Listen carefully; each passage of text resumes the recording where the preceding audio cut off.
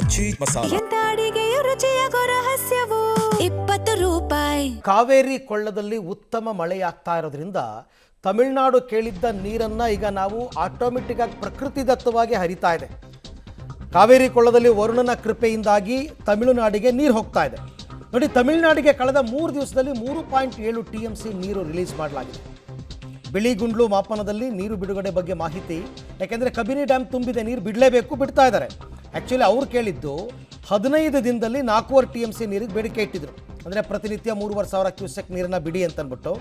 ಆದರೆ ನಾವು 3 ದಿನದಲ್ಲಿ 3.7 TMC ನೀರನ್ನು ಬಿಡುಗಡೆ ಮಾಡಿದ್ದೀವಿ.